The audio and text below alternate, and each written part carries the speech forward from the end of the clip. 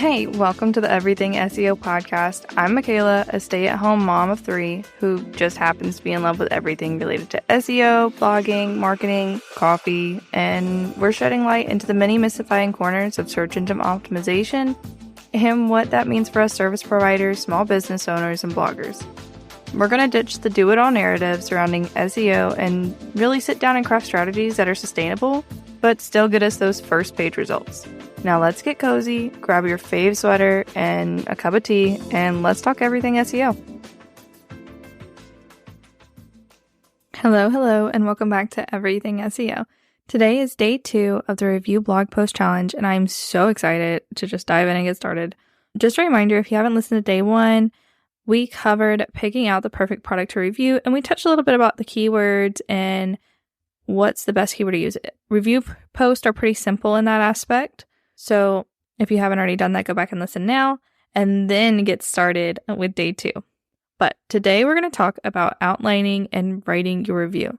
We're going to talk about what the best practices are and just a few tips and tricks to make the best review possible, along with just setting up the right flow, structure, and outline of your review blog post. Now, during this episode, I want you to really focus on outlining because I want this to be actionable. And unfortunately, there's just no way that during this episode, you're going to be able to write your entire review blog post. That would be awesome, but it's not very realistic. So if you want to, go ahead and pull out your notebook or your Google Doc so that you can do it while you're listening, or you can save this information in your brain and use it for later. And if you are in the challenge, you will actually get this information and a few of the main points of this episode sent to your email so you can tackle it then. All right, so let's just dive in. So one of the reasons I love review blog posts is because they're great to give your brain a break. They're perfect for, taking a pause from your usual content, and they're perfect for your first blog post, or if you're a starter, you're just getting started with your business blog. And the reason is because you're not technically providing all the information. So rather than picking your brain or teaching someone how to do something, this is a blog post about something that already exists. And they know who they are, what they're doing, and you're giving your view, your experience, and just your takeaways from it and recommending it to your audience. So this blog post tends to be something easy to add to your blog content calendar and really get back to the basics of blogging and build that confidence so you're more comfortable moving forward with other types of blog posts, and you're not as stressed about the content you're creating. And you'll see what I mean when we get into the outline, or as we get into the outline. So let's talk about how you structure a review blog post. And what does that even mean? So the structure of a blog post is both your outline and how you actually structure it. So I'm talking about your title, where your images are placed, where your paragraphs are, how long your paragraphs are, and essentially what goes where. We want to think about your headers, your header tags, and just the hierarchy of your post and when you want to talk about what. So we're talking about your H2s, your H3s, your title, your paragraphs, all that good stuff, right? This is the structure, the flow, the outline. And I recommend that as you're outlining, you don't want to make huge paragraphs in your outline. You want to make blurbs or bullets. Blurbs or bullet points. And if you find that you're having a hard time creating these blurbs or bullet points, however you want to add your information into your outline, then there's actually a good chance that, maybe this product or tool is not the ideal tool that you wanted to review. You thought you had a lot to say, and now you're coming into it and you're okay, maybe it's just not hefty enough for me to dedicate an entire post to. And you can save it for a listicle later. But that's why I don't recommend skipping this step, skipping outlining. I know a lot of us, we love to just dive head into just writing. But taking a step back and doing the outline will help you qualify this type of blog post. So it can help you qualify whether or not this was a good product or tool to review. All right, so now that we have our little preface done, let's get into the actual outline. So the very first thing you're going to want to do is determine your title. the title of your blog post. With reviews, you have it pretty easy. Your keyword is probably something like tool name review, product review. For example, HoneyBook review. Like that's probably your keyword if you're writing about a HoneyBook review.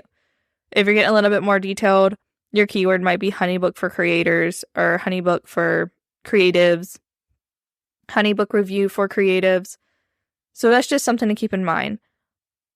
You can pretty much copy paste that as your title and then add a little bit extra at the end. So HoneyBook review features, pricing, and more, or features, pricing, and workflows. So just a little summary of what you're going to include.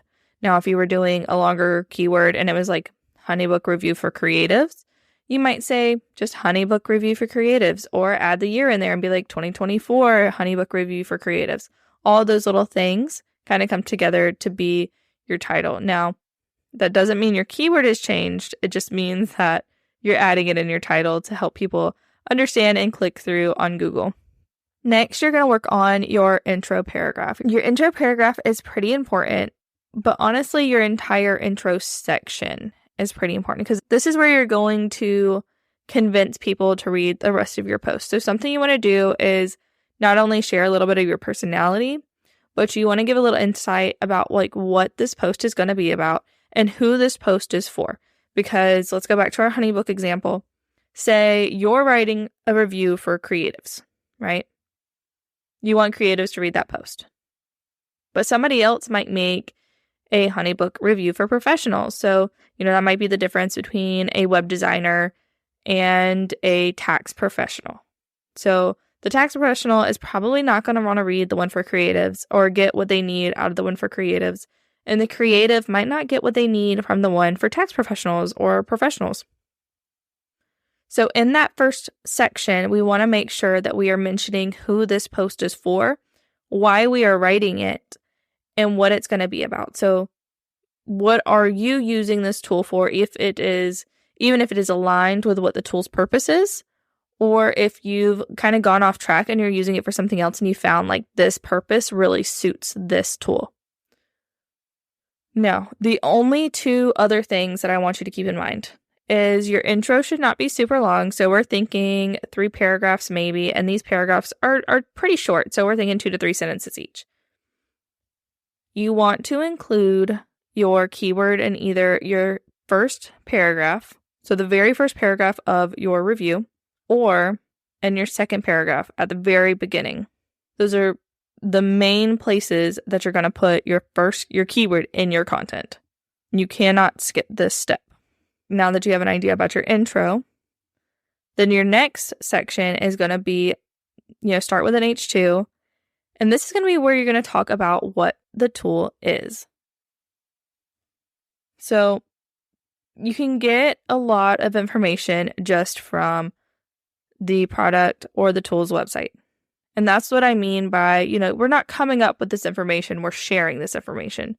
So whereas their website's going to go into in-depth about everything, you're going to give the highlights, like the highlights that pertain to your audience specifically. And you can even touch on a feature or something that the tool or product has that maybe you don't use or doesn't feel relative, and even say that. Say, they have this really cool feature, but I personally have not used it, so I can't speak on it, just to show that it's there. Now, this section can be short or it can be long. It really depends on what you're reviewing.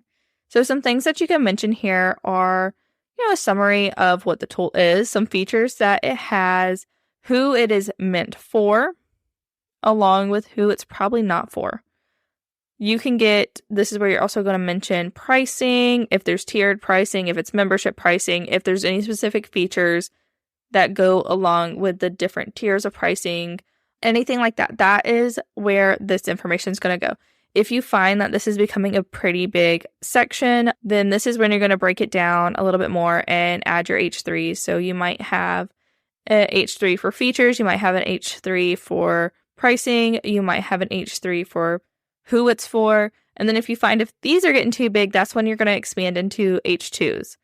But That's only for super in-depth reviews, and normally that means that the tool has a lot of working parts, or the product's a lot of working parts, and is not your typical review.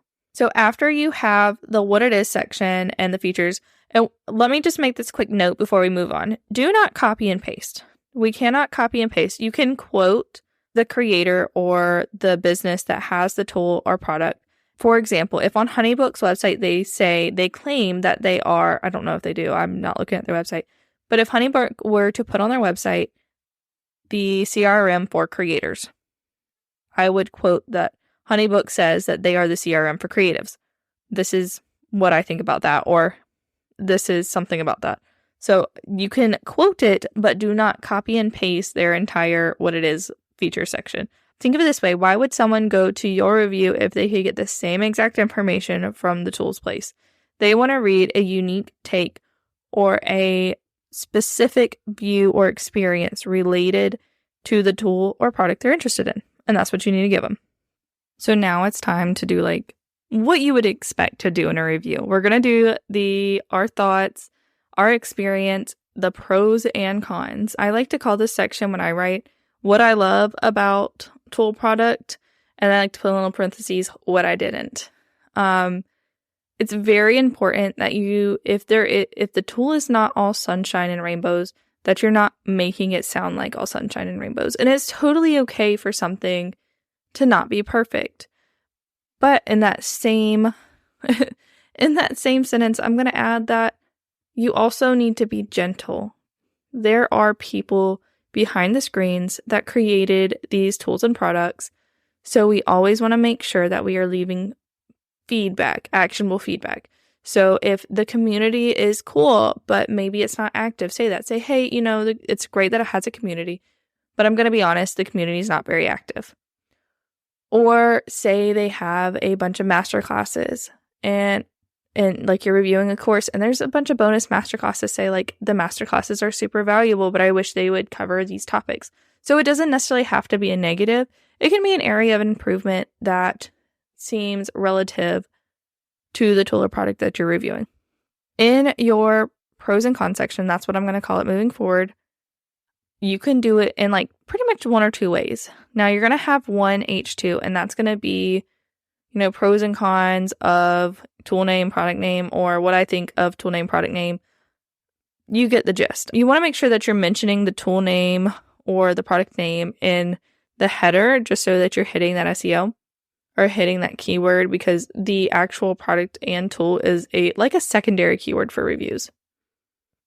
And that's why the SEO the content SEO for reviews is pretty simple, because it naturally flows. Like a lot of the secondary keywords are going to come up using this format because we're covering what it is, the features, who it's for, and all this other good stuff. And that is all like secondary keywords that support your main keyword. That would be tool name review. So in this section, like I said, we're going to stay honest.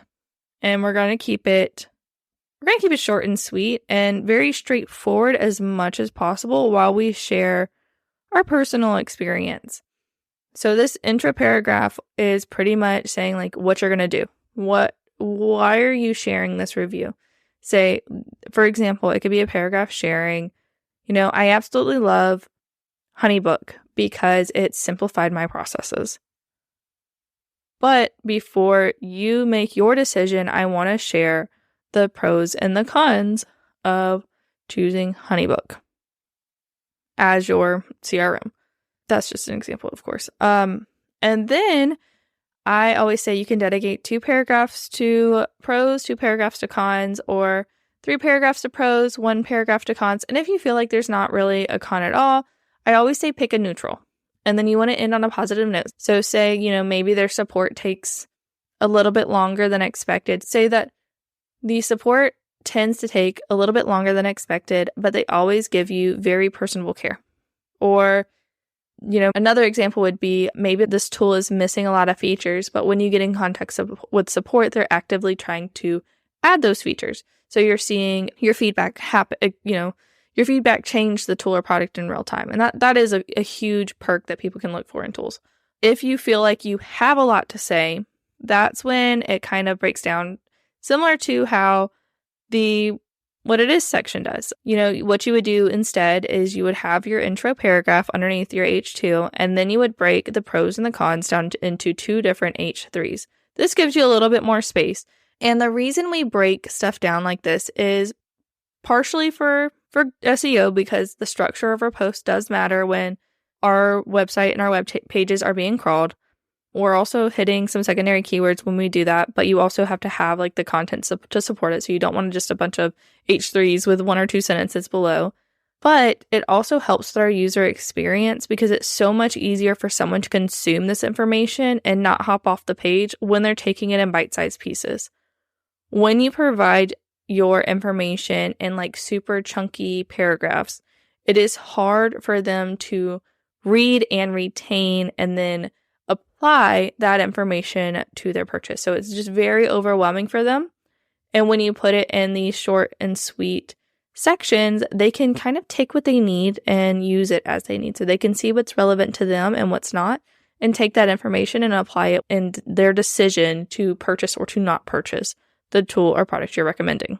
For the final part of your post, because that's it. After you've shared your thoughts, your experience, it's time for your conclusion. This is the wrap up. Now, for this last H2, if you can mention your keyword, that's great. If you can't, don't force it. We never want to force keyword usage. But if you can, that is great. We try and hit at least 1 keyword mention in an H2 in the post. But in your actual content, your paragraph or your conclusion, you also want to try and reintroduce your keyword. So a good example of this would be the first paragraph of your conclusion saying, I hope you loved, or I hope you found this tool name review helpful. Here are some of the highlights that I would love for you to take away from this. And then you highlight the important information from the review that you want them to take away and step away with. After you share a paragraph or 2 about this, that's when you're going to sweep in with your call to action. Your call to action is when you're going to encourage or suggest or even just share that this is a place where they can purchase the tool or product that you're reviewing. Now, if you are a part of an affiliate or referral program, there's a good chance that you may have a special discount code. This is when you're going to add it in there. You tell them, and you could even say, this is my personal link. For example, if it's Show It, then you would share your Show It link and then say, hey, when you sign up using my link, I get a month and you get a month free, to kind of encourage people to use your link. But that's pretty much it. So your actionable steps for today for this challenge as day 2 in the series is to go and write your outline. Your outline can be as big or little as you want it to be. You can blurb it, you can bullet point it. What I don't want you to do is I don't want you to sit down and for an hour think and brainstorm. What I do want you to do is, pour yourself a cup of coffee or change your environment or just get comfortable for a second and spend 15 minutes jotting down your thoughts. Follow the outline structure in this that I mentioned in this episode and just share your thoughts for each and every one. So if you are a part of the challenge as this goes live and you're listening to this episode on March 19th of 2024, then I have something special for you. If you write your outline this week or today and you sit down and follow the steps, or even if you write out your review post, you can send it to me and I'll get my eyes on it. I will read through it. I will show you where there might be some opportunities to add your keyword, where there might be some places that you can expand on, or how to structure your post just so it's a little bit easier for your audience to read. You'll find all the instructions in your challenge email, and I look forward to seeing what you create. I can't tell you how excited I am to just see you put these steps into action. But that's all for today, and I can't wait to talk to you for day 3 of the Review Blog Post Challenge. As always, I hope you are able to learn at least one new thing today and how you can apply it to your own business or blog. Thanks for listening to this episode of Everything SEO. Don't forget to hit follow so you don't miss the next episode. It's a goodie, and check the show notes for everything we talked about today And come connect with me on Instagram at commamama.co if you have any questions or thoughts you want to share. Talk soon.